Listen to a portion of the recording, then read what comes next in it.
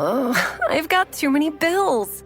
If you need funds, you can apply in minutes at cashnetusa.com and have the money in your account as soon as the same business day. Okay, got it. Applying now. They've been helping hardworking people cover emergency expenses since 2004. Hey, look, I got it. You've got this. When you need money fast, be the hero. All loans subject to lender approval. Speed of funding is subject to verifications and your bank's processing times. See cashnetusa.com for more details. You know that feeling when someone shows up for you just when you need it most? Yeah, I mean, we all need that. That's what Uber's all about. Not just a ride or dinner at your door. It's how Uber helps you show up for the moments that matter. Because showing up can turn a tough day around or make a good one even better. Whatever it is, big or small, Uber is on the way, so you can be on yours. Uber, on our way. Content warning for discussions of CSA and abuse by a mental health professional.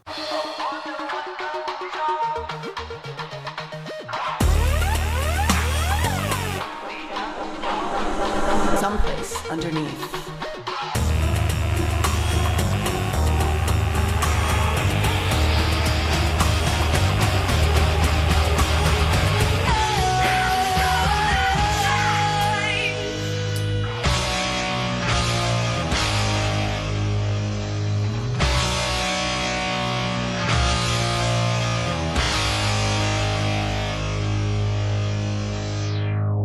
People are hearing the I am become meme thing from Elon. And I've heard some people talk about it as though they think he's doing the I has cats kind of thing, but pretty sure he's referencing the Oppenheimer quote, which is I terrifying. am become Death, Lord. destroyer of worlds. I am become death, destroyer of worlds. I'm pretty sure is what he's actually quoting there. Cool. You know what I think we should do to combat this is we should make a Lockheed Martin competitor, and it's called Girls for Guns. And we're going to have grenades with like hot pink and glitter. I'm thinking bazookas with like a neon purple. Okay. Yeah. All right. So we're just going to make it cute. Yeah. Cute war. Cute war. I mean, what else are we going to do? I don't know. That's it. I don't know. That's it. Somebody said, because I do listen to a lot of astrology stuff and like call me an idiot if you want, but they said that we're moving into a lot of Aries cycles. And what Aries does is they'll just sort of like take something without asking, and they're the first. They just go do it. They're not going to. That's me. That's you. Yeah, you just go do it. And you're like, I have this idea. I want to go do it. And that's what this administration kind of is becoming. No, don't associate them with my zodiac. But they're just kind of like, well, we're just going to go do it. And like, what are you going to say? No? Nanny, nanny, boo, boo. If you're listening to this deep into the future, how's everything going? It's going great, Natalie. My Neuralink has made me happy now. No. I paid $5 Elon bucks for happiness. We're not going to talk about Neuralink today, but we're going to have to on this series, unfortunately. Because it ties into LDS. Sure does. It all fucking does, Natalie. It really does. It is alarming. Welcome to Someplace Underneath. I'm Natalie G. I'm Amber Nelson. When the children began to talk about issues besides the babysitter, they named adults first, identifying the babysitter's parents. That was seen as incredible by the Utah County Sheriffs because of the position held by these parents in the community. We had as many as 12 children who were talking about extremely aberrant sexual behavior that included multiple perpetrators with a high proportion of women, the use of blood, with blood being smeared on the children and then drinking blood, feces and urine, their collection and the passing of it in a circle as if it were some type of a particular sacrament they had referred to it as. The children were familiar and were capable of drawing all types of pentagrams and stars and satanic symbols and crosses. Unfortunate to say, Barbara Snow, kind of a babe in her time. She's fine. She's Mormon hot, you know? And Yeah. I'm not saying Mormons aren't beautiful, but they have a very specific Blonde look. Full hair. Yeah, so what you were just listening to was audio of the woman of the hour, Miss Barbara Snow, who was last week, who we discussed was, A bitch.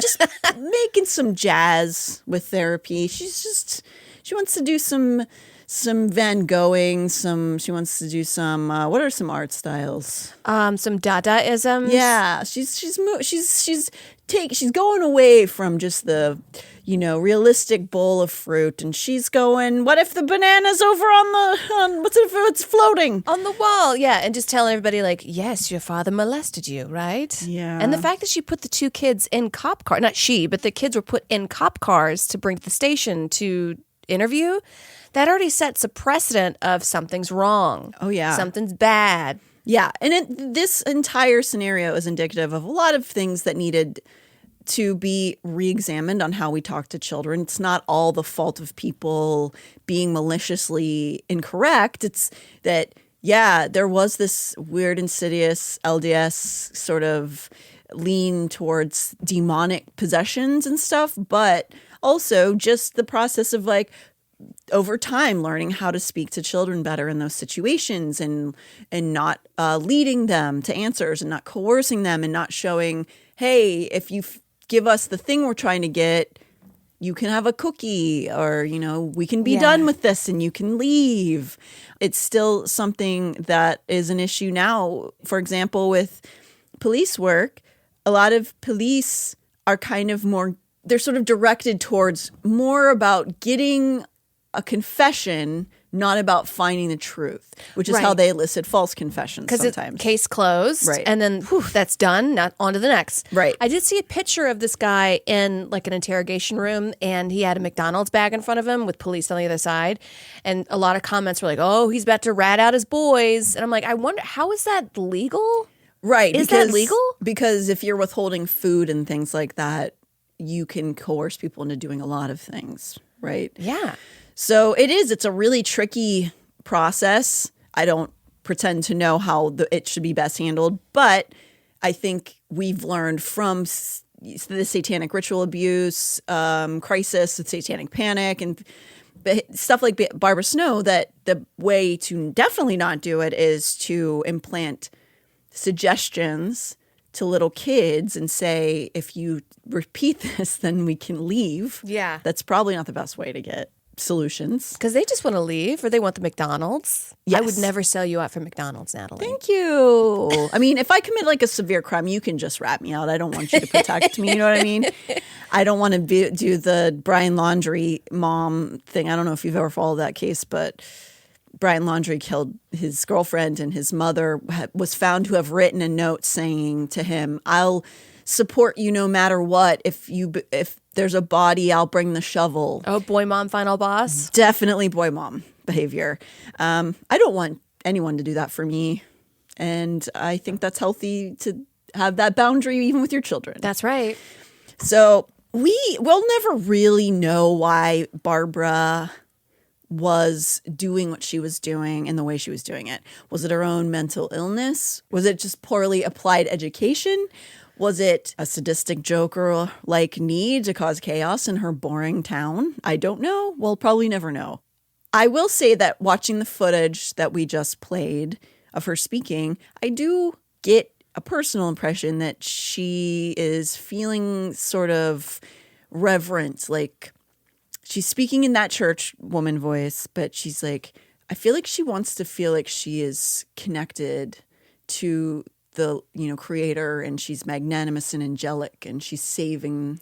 Oh, right, because kids. that's better to believe, and it's harder to believe like you're just a person that's going to die, and in 50 years, we won't remember you. Yeah. That's with most humanity. That for sure. And also, I think just being like, maybe it feels like she's being a good LDS member if she's finding Satan and she's saving them from saving the children. So maybe, I don't know.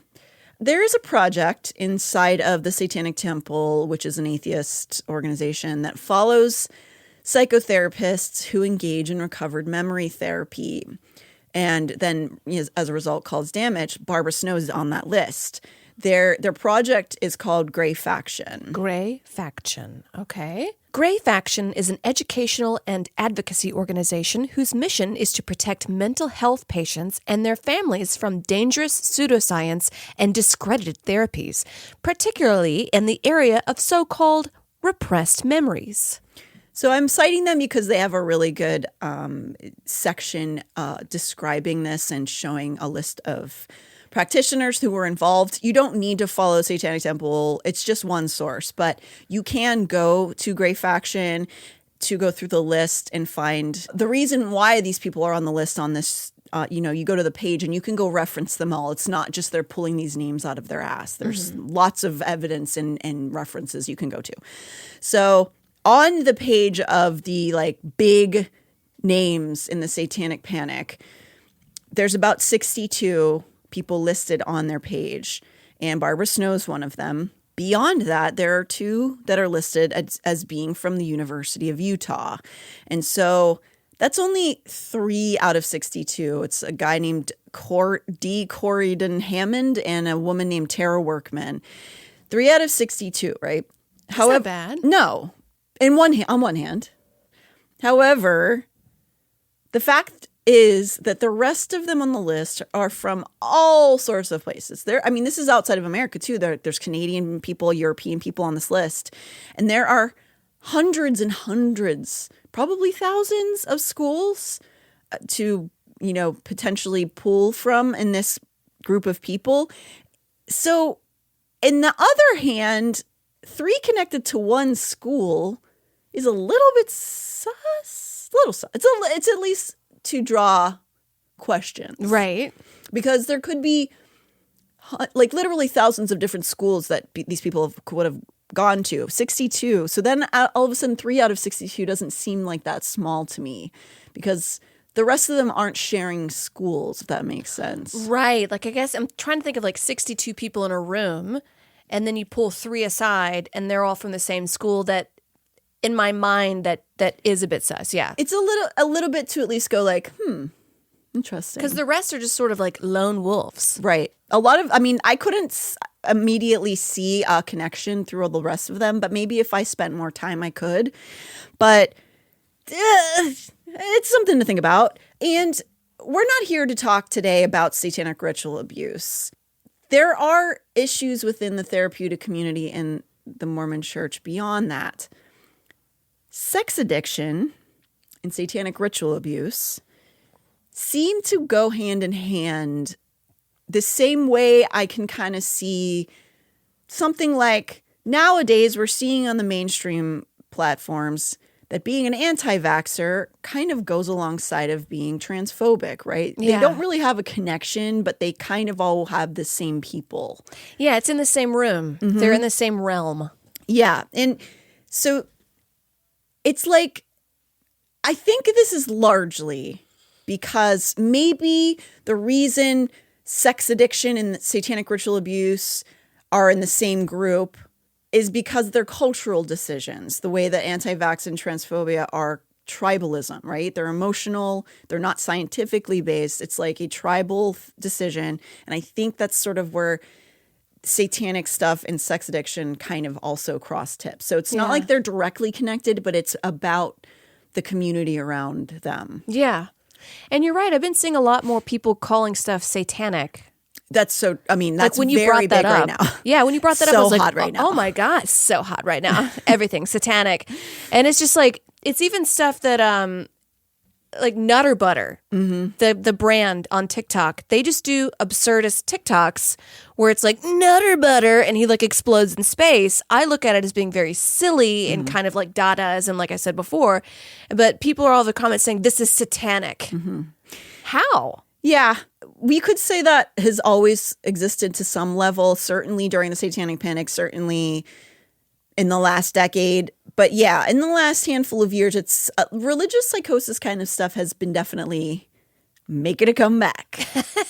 But you'll see that in a lot of different generations. Like whenever barcodes first happened, people didn't want to use them because they were supposed to be the mark of the beast. Yeah. Now people have been saying Neuralink is, but then now they're confused because now Elon is sort of in the evangelical community and now they don't know what to do with that information. Yeah, because your daddy leader might be the Antichrist. Yeah. I mean, there are some signs if you believe it. And then there was, remember was it Monster Energy? They were looking at it. And with had, the lady that did that awesome breakdown? Yeah. So if you look for images that you considered in your world to be demonic, you'll find them.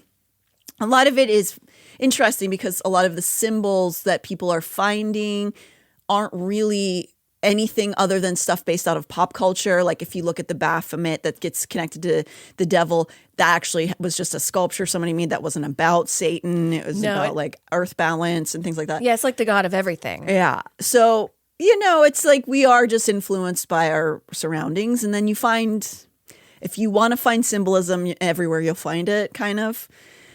But yes, definitely there's a lot of stuff that's demonic right now. Yeah, I guess demonic is like stuff I don't understand. Yeah, definitely. I think that's very true. It's scary, right? This is different than what you're used to. And I'm being told this is bad and scary by people. And then you have to go why are they saying that? Are they trying to make you look somewhere else from what they're doing? Blah, blah, blah. It's confusing. And sometimes sorting all that out is a lot of work. We don't want to do it. But in this arena, SRA, satanic ritual abuse by design, it has obvious religious connotations because of the word Satan in it. Seemingly, so does sex addiction have religious connotations. Not maybe by the title alone, but because the term sex addiction is often accompanied by purity culture, which is primarily in our modern society religiously driven. Yeah. And I would argue that purity culture is sex addiction because if you're you got to cover yourself or they're going to think about it and you're always thinking about it, you're now essentially you're a sex addict.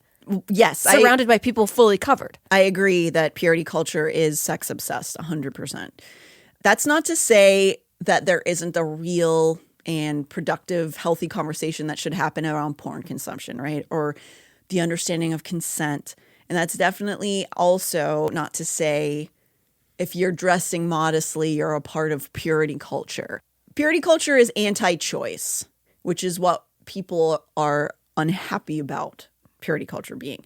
So purity culture is shame-based. It's anti-choice. It's you should dress modestly because you want to, not because you need to save men from their thoughts. Right. I think I had a conversation with one of my guy friends that I no longer speak to, but he was on the train in Japan and he said that he broke up a guy kind of taking underskirt photos of this girl because she was dressed immodest. And he was like, I broke it up and how dare he, but also she should know better.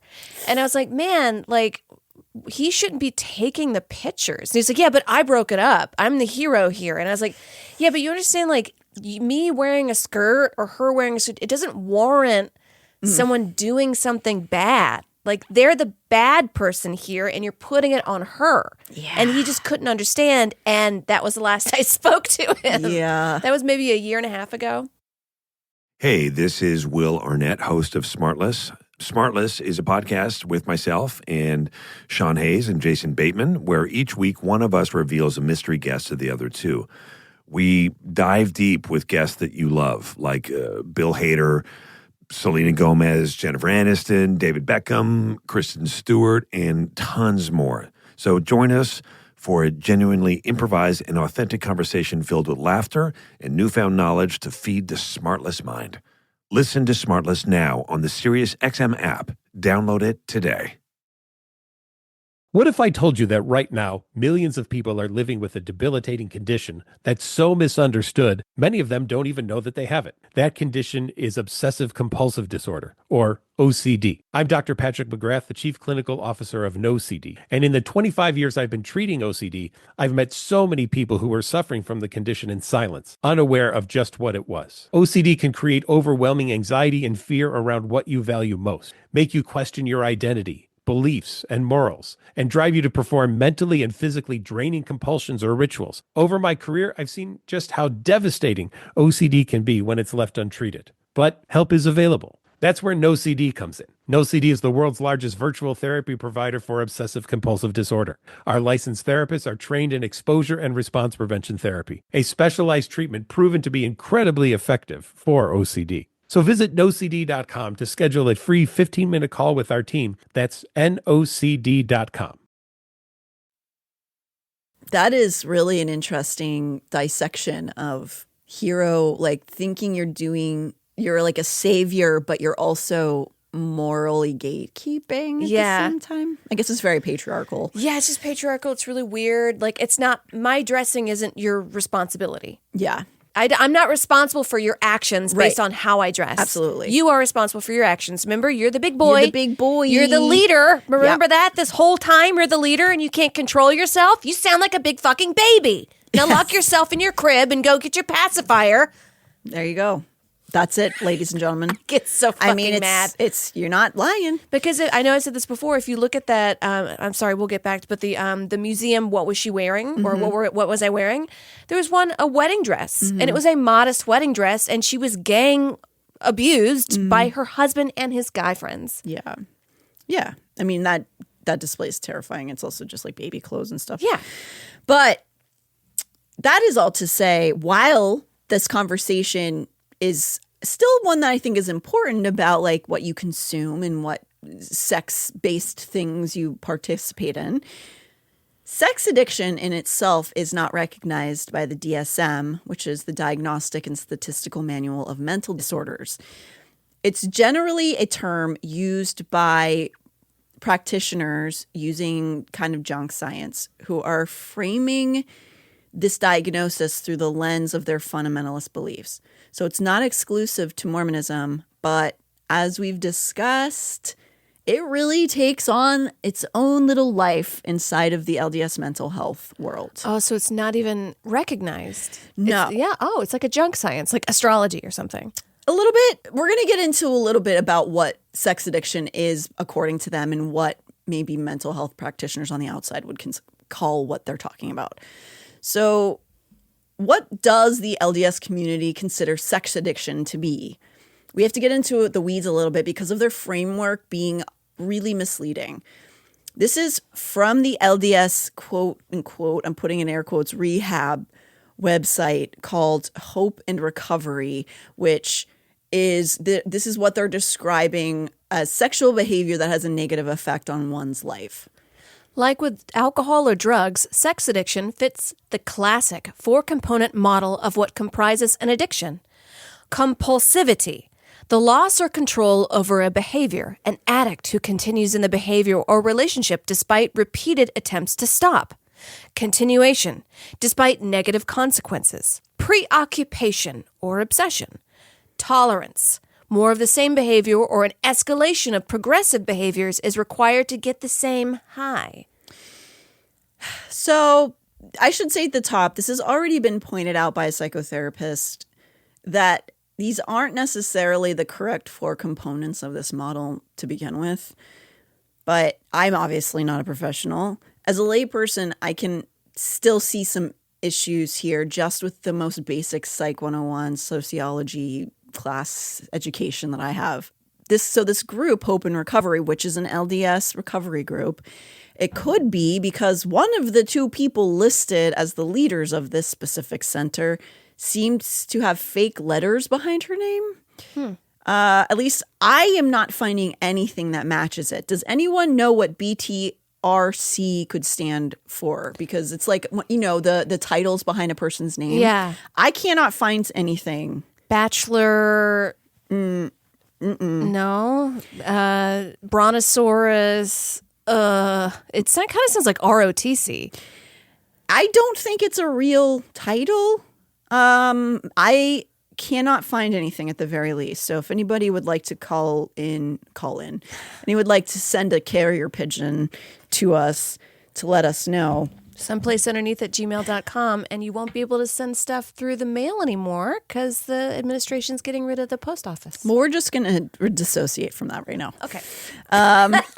Okay. So one of the first things, that I see that it seems like it might be problematic to like a wider mental health arena is that they're comparing sex to drugs and alcohol.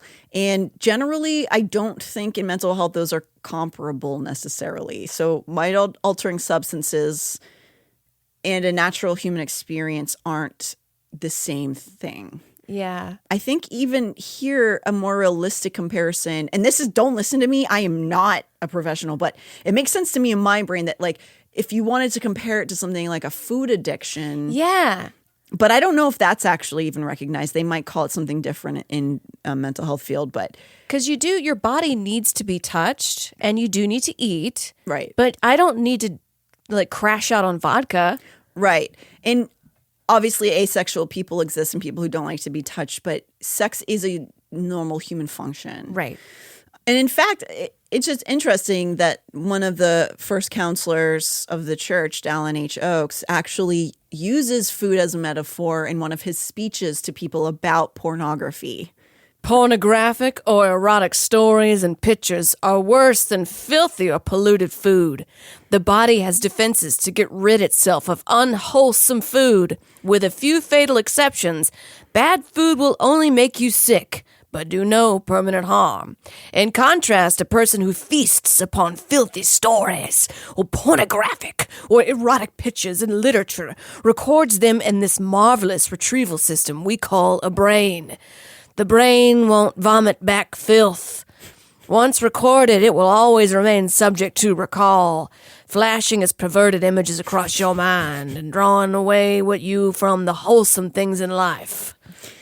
I mean, to a point, like I saw an Instagram video where people were on a boat and the boat crashed, and I keep thinking about it. Sure. I would argue that looking at porn is not the same as watching somebody die. You know what I mean? Yeah. I think even just in that expression that he used, filth, is gonna cause trouble because we'll get into this much deeper, but conflating criminal behavior with just wanting to have sex is gonna make people crazy. Is this why a lot of there's some right-wing guy, talky guy, I forget his name, but he likes to call women whores as like a degrading thing. Mm-hmm. And these are even... I think there's more than one. There's one guy, Natalie. His name's Jim Bob. No, he's like one dude. He's always in a suit. I forget his name, but he's always like, you whore. And it's just like any woman, even other Republican women that I would say are pretty conservatively dressed. He just does it as a way to like dig them, to like get back at them, even though sometimes they make appropriate points. He just calls women whores all the time. Could it be because he's stupid? No. Oh. Okay. No, he's a big fucking dumbass. Yeah. Who gets paid anyways. Yeah. I mean, it gets clicks. So hate gets clicks. One of my things that I like least about TikTok is that you can monetize abuse, child exploitation, verbal abuse to women. Yeah. As long as it gets the clicks, you get them little pennies. Little pennies. But under this mental brain strap we're talking about, you can just call any woman, really, because let's be honest, it's not directed at men as much. Well, the men are seeing the filth. They're seeing, because the world is through a man's eyes, and we are just mere objects according to their eyes. Yes. And then they can just say, like, you whore, even though, like, I'm making decent points over here. Yeah, sure. It's easy to just scream names of people. They get money for it. What's going on? People are upset and they're having low temper tantrums, it seems like. So I am not an expert, and I doubt I need to break down why Dallin H. Oakes's, speech is probably unhelpful. But I will say that there is no evidence that consuming erotica or pornography in non-compulsive amounts is unhealthy. A more realistic conversation, maybe one that would be actually helpful to people, would be around consuming ethical porn and having healthy conversations around consent with young people. Purity culture can kind of lead to more misogynistic viewpoints around consent, and also just the ability, like you were just saying, Amber, to understand and view women as literal autonomous human beings that have their own wants and needs. Yeah. Yeah, I've learned long time ago to not debate these people because I can't debate You can't. me being a human being. Right. They don't care. And they're not, it's bad faith arguments. They're not trying. So the idea of saying that looking at porn is filth as a blanket statement, it actually makes you more misogynistic in a lot of ways. And while I do think, and this is backed by experts, that endless, unfiltered porn consumption is bad for people. Yeah, go touch grass. And it's bad for people, including sex workers and people in the sex industry, because it then generates unethical porn when you're just consuming whatever you find on the internet all day, every day.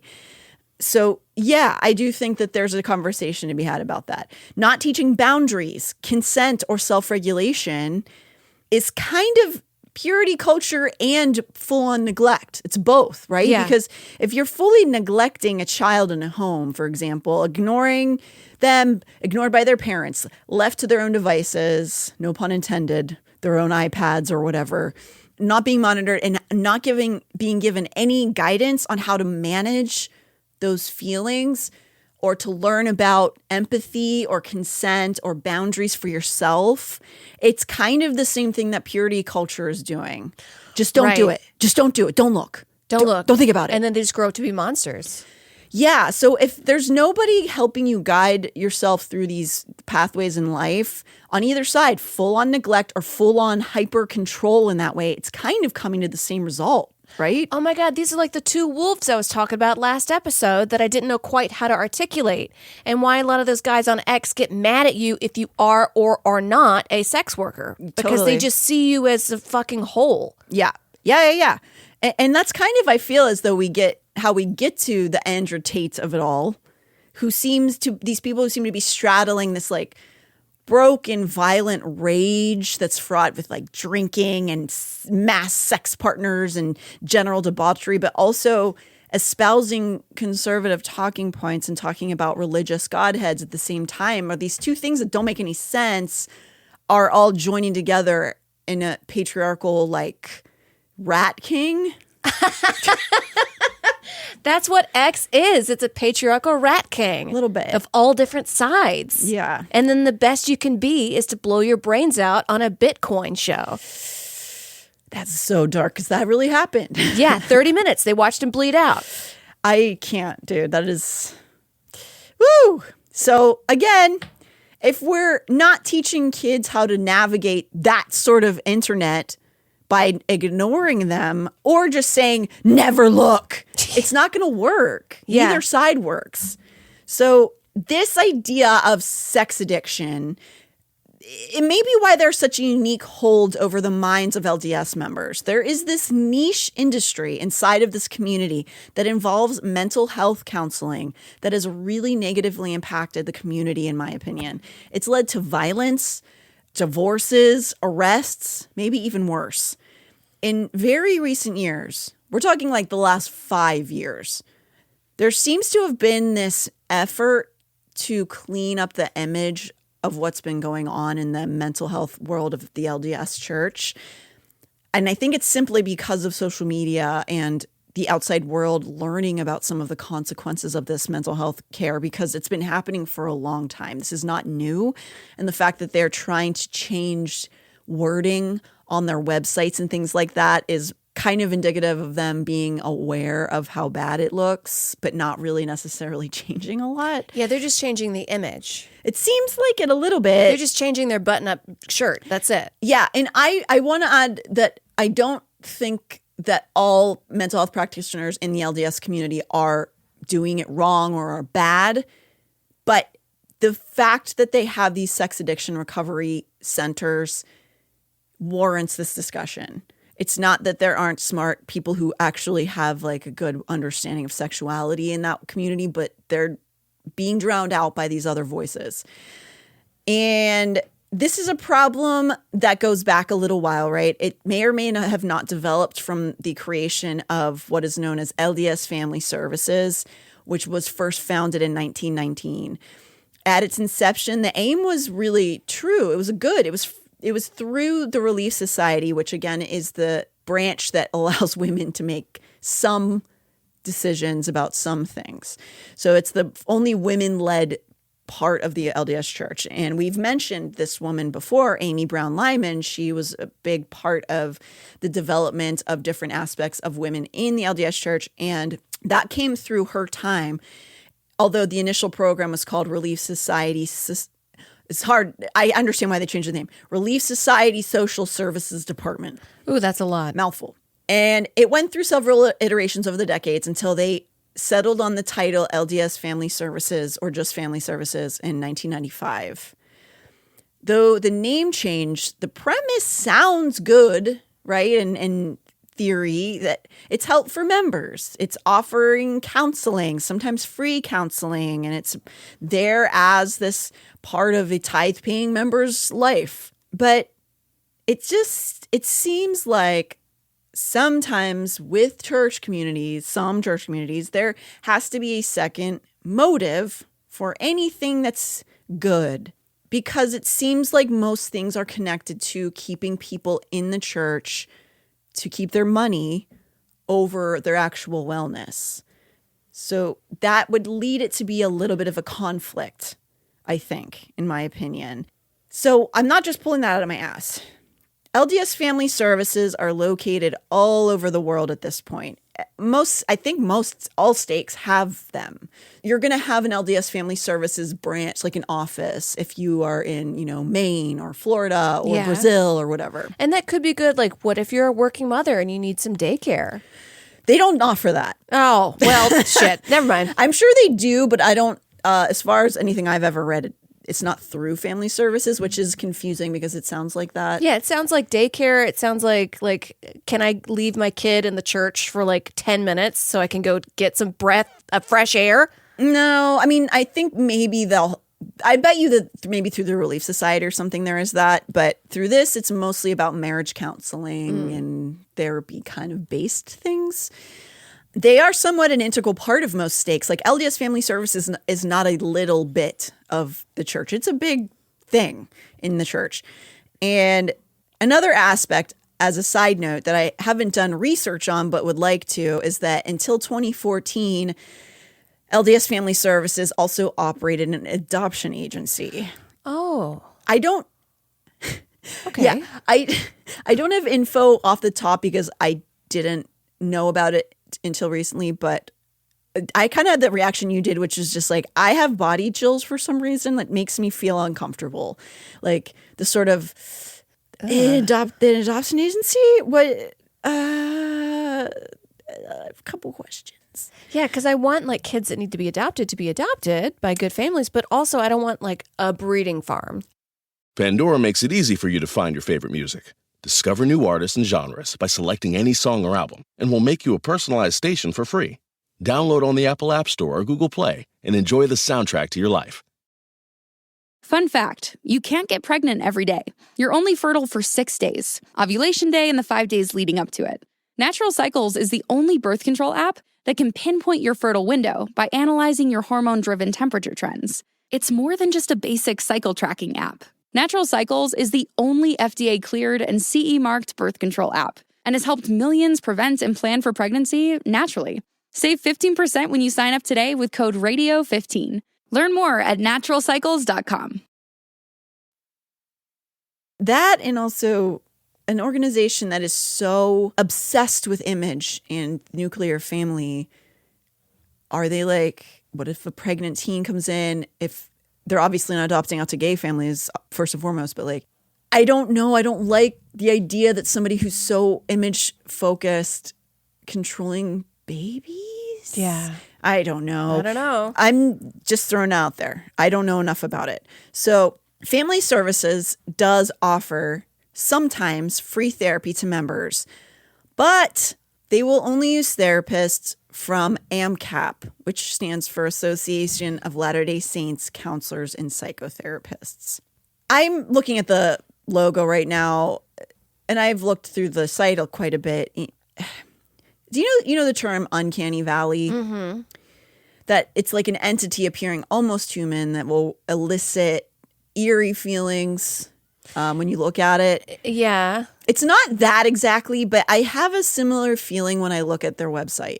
It's not technically anything bizarre on the surface, but there's just this part of my lizard brain that is telling me to run away from it. It looks like Scientology font. It does a little bit. Because you know how fonts, they're like businesses are, and this is a business and religion is a business, they're very very close with their fonts. Like Duolingo has their own font. Pepsi has its own font. You don't just mishapenly do this. This looks like Scientology. A little bit. And also their front page has that creepy old man on it. The prophet. The prophet. Like that's the first thing my eyes saw, and I go, ah. Yeah.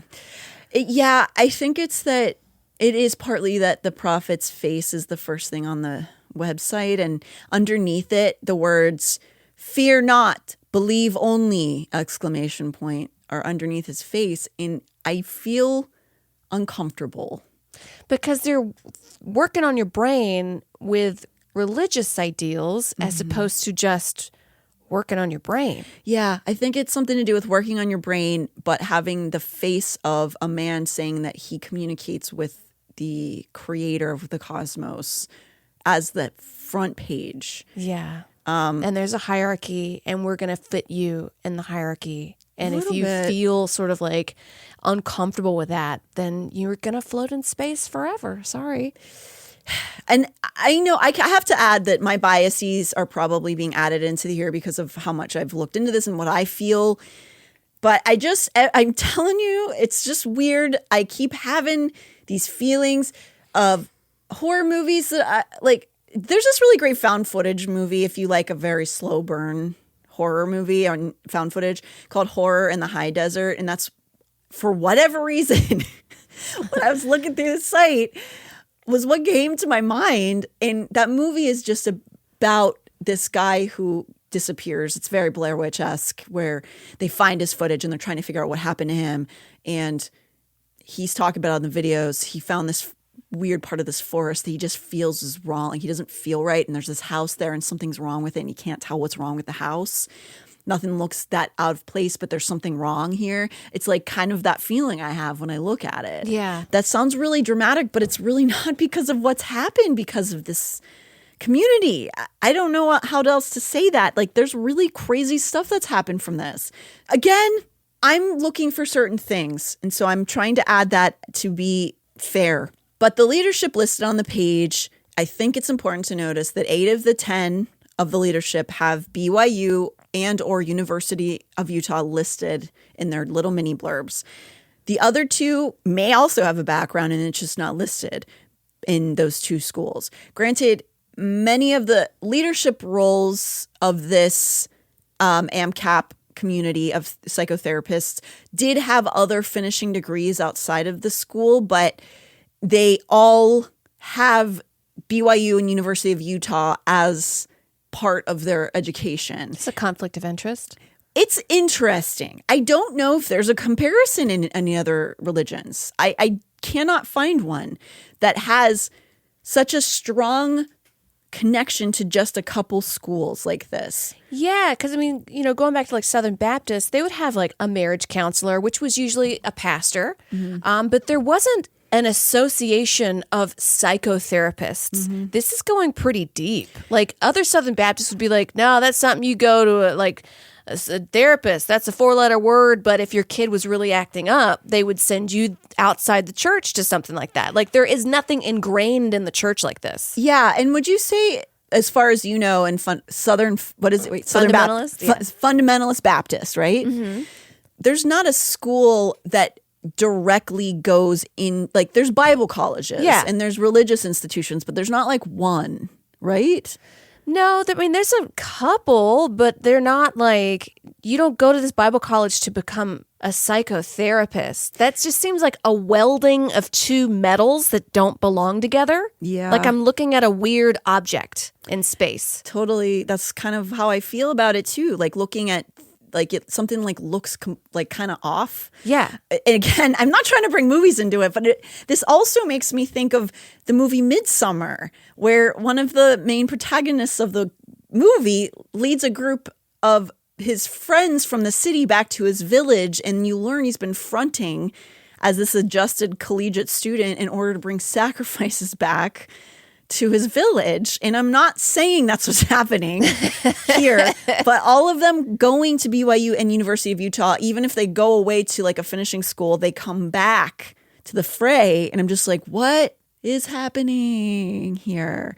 So again, my own bias is creeping in, but even going back through the log of their previous leadership in AMCAP, including the founders, they all filter through 3 schools: BYU, University of Utah, and some Utah State.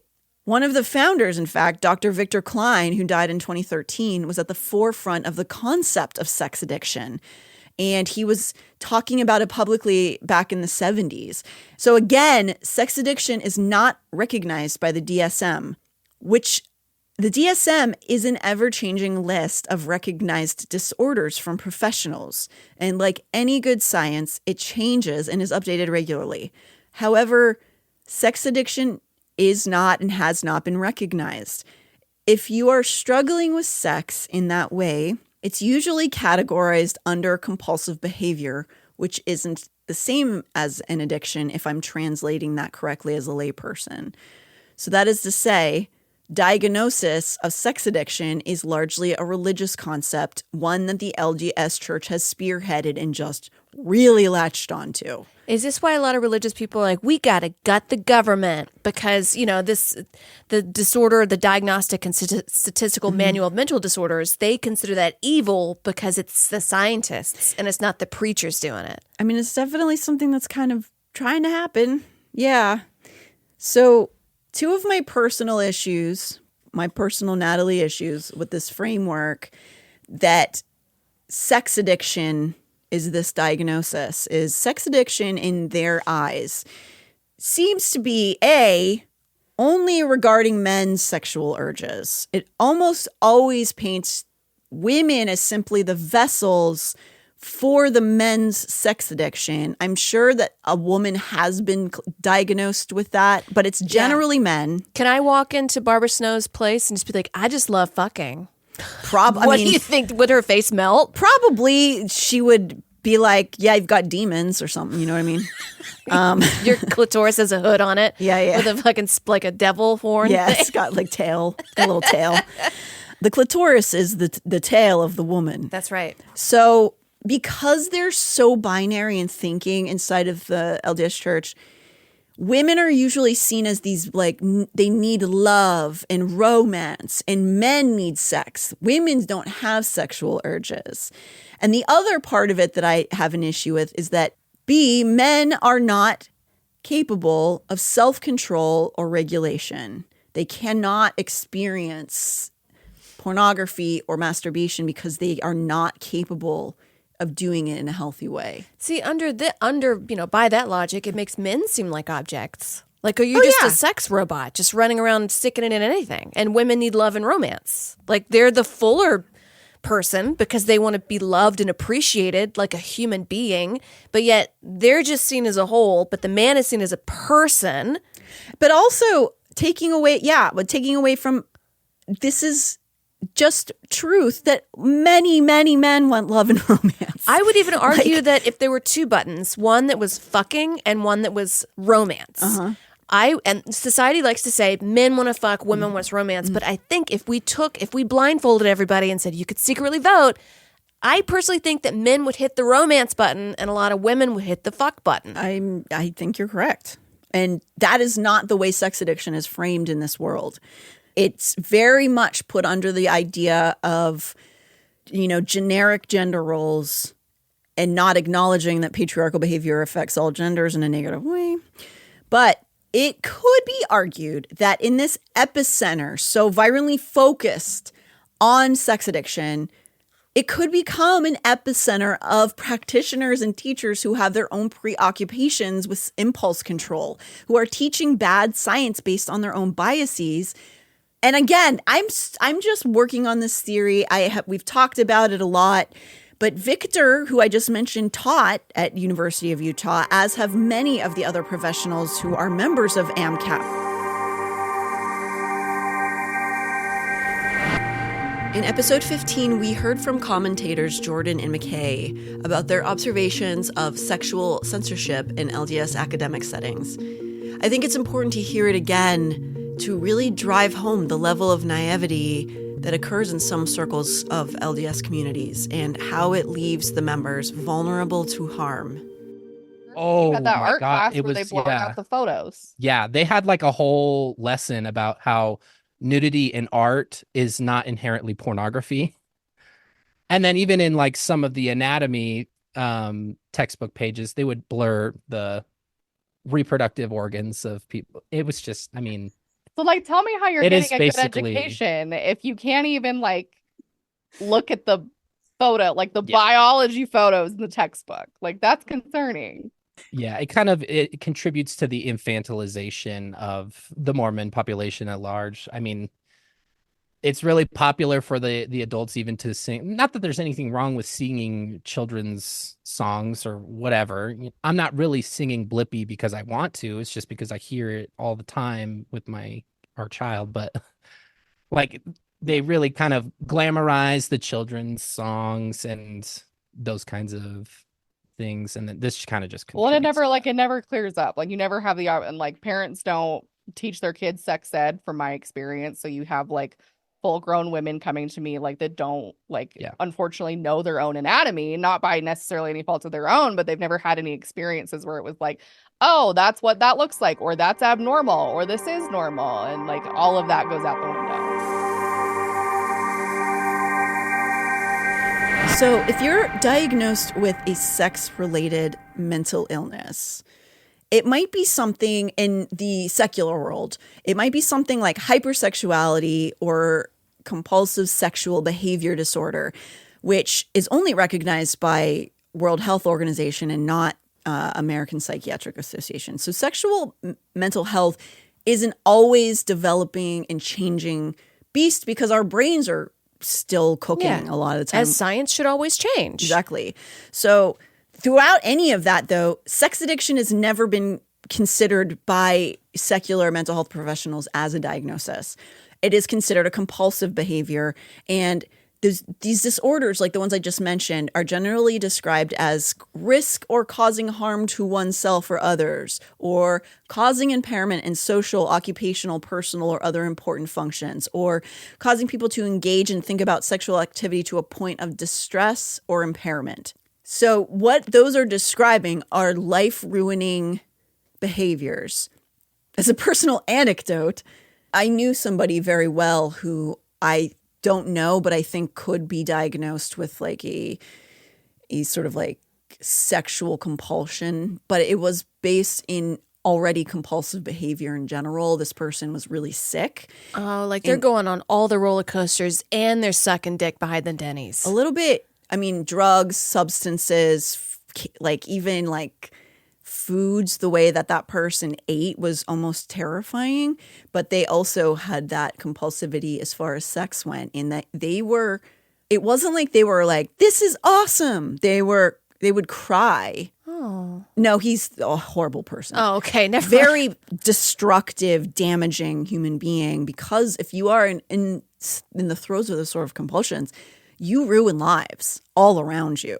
It's not, oh, I'm looking at porn. It's, I can't function as a person. I'm falling apart. I destroy lives. I cause people to be sick. I give people STDs because I don't stop and I don't take care when I'm doing. That's the kind of idea of what some of those mental health compulsion disorders might entail, right?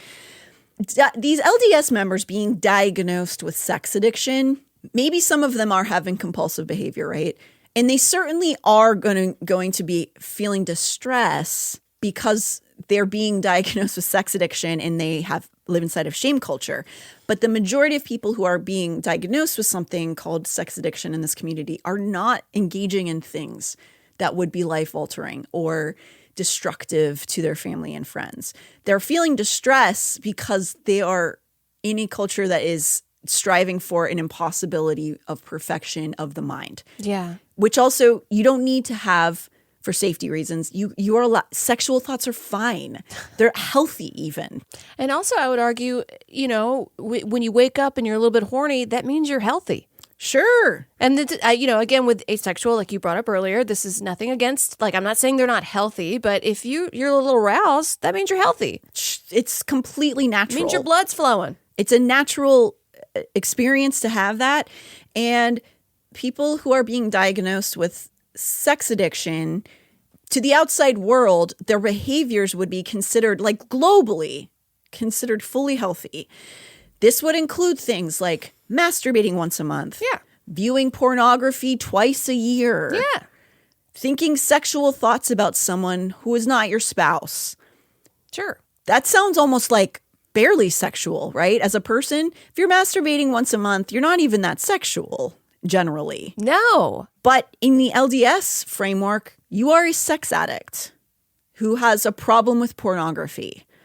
So these things that are incredibly normal behaviors, almost under sexual than a lot of people, they're almost unavoidable behaviors for people. So you can probably see why this has created this severe disconnect in mental health space in these communities.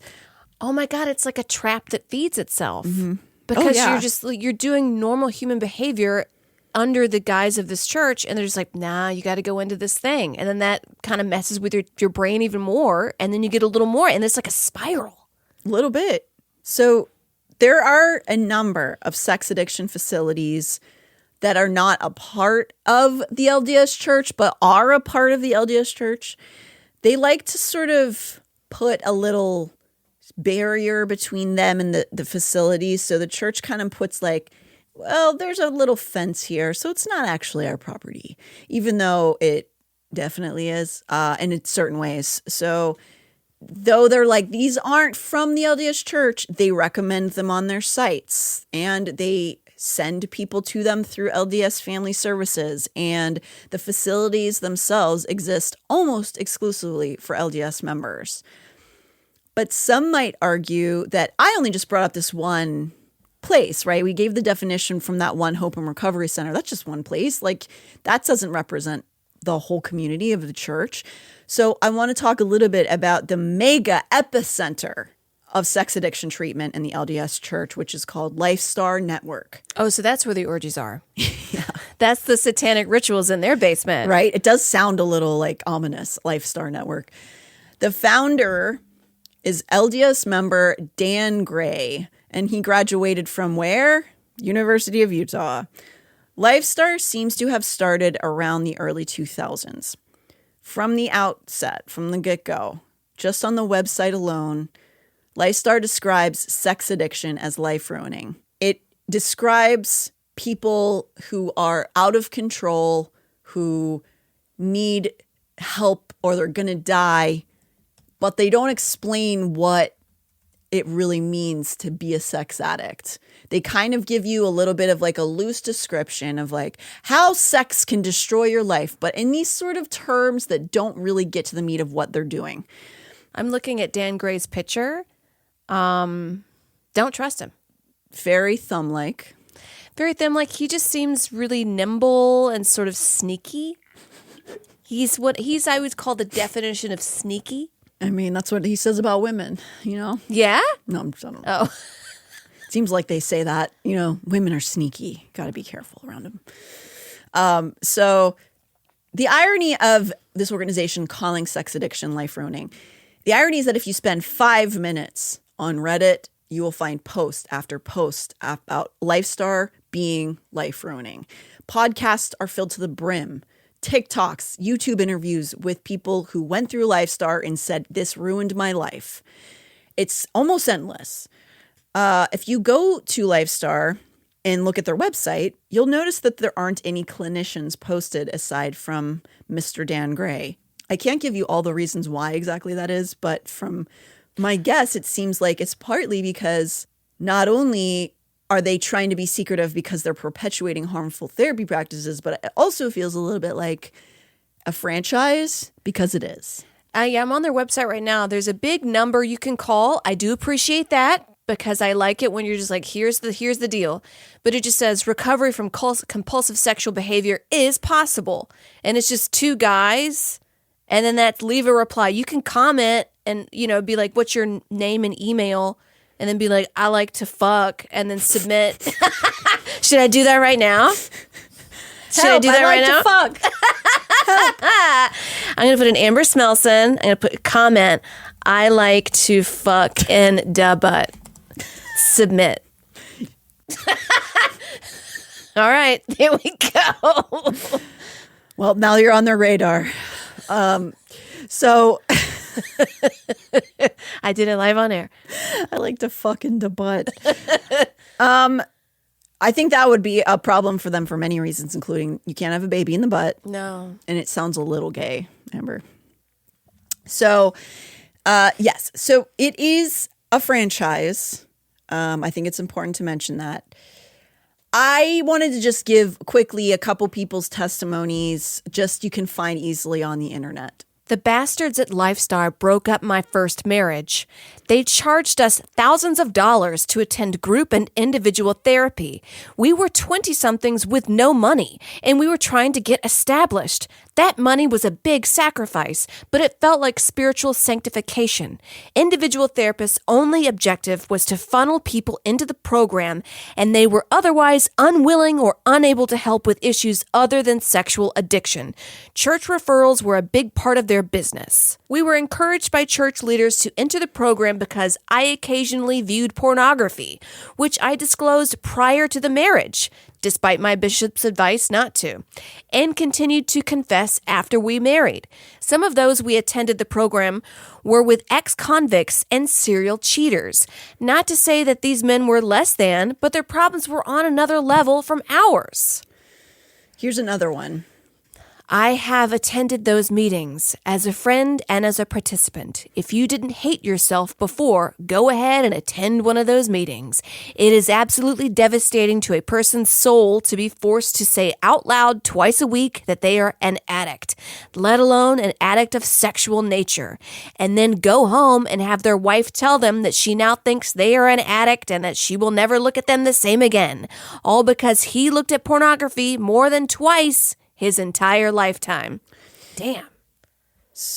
Yeah, that's a lot. And these are stories that are reiterated over and over and over again. I don't think these are just people making stuff up because it is so vast in numbers of people who say these same things. And if you heard in that first testimony, they do that. One of the biggest issues I have, and lots of people have, with this church and the way they regard sex, because they don't teach you about consent, boundaries, self-regulation. They put masturbation, child abuse, adultery, rape, all in the same category of sin. They're all the same.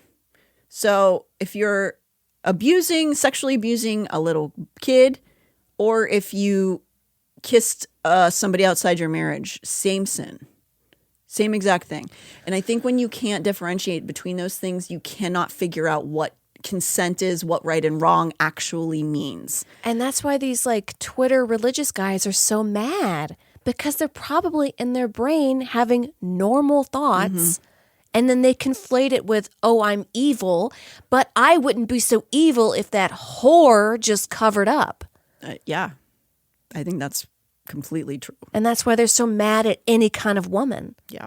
Patriarchy, man. So some of those testimonies might sound familiar to some of you listening if you've been following Mormon news or family vlogger news or even true crime news, because this is very similar to what patients describe when they were seeing a former therapist named Jody Hildebrandt.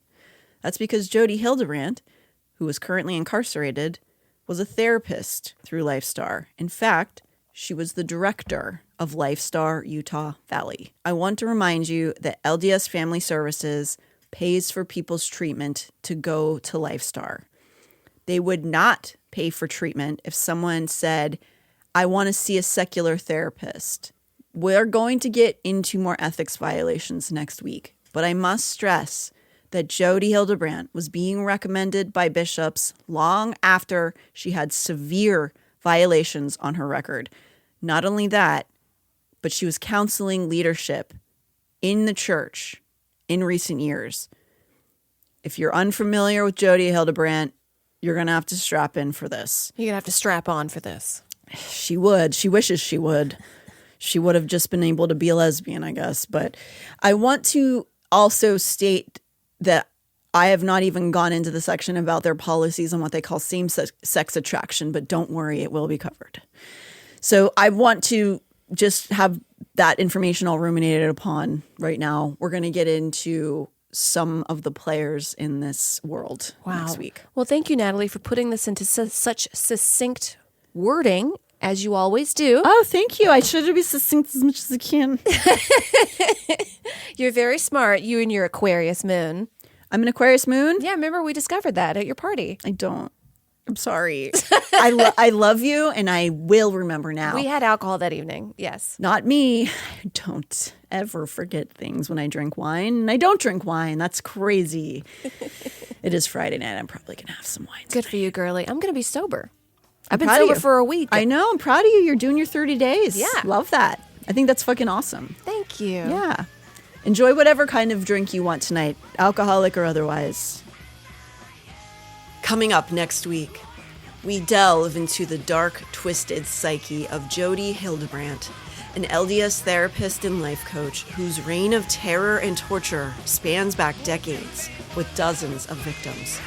It took the power of social media to finally reveal her torment to the world. Did the church play a hand in her crimes?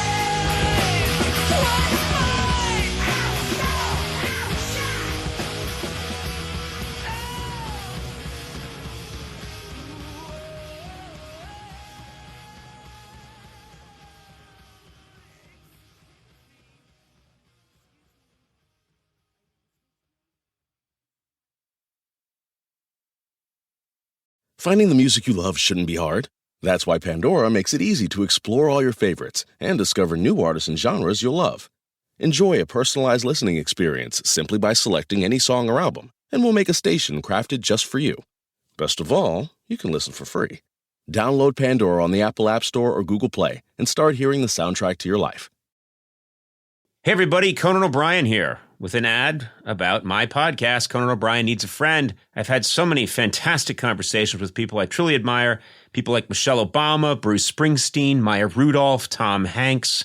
New episodes are out every Monday, and we have a really good time, so subscribe and listen wherever you get your podcasts.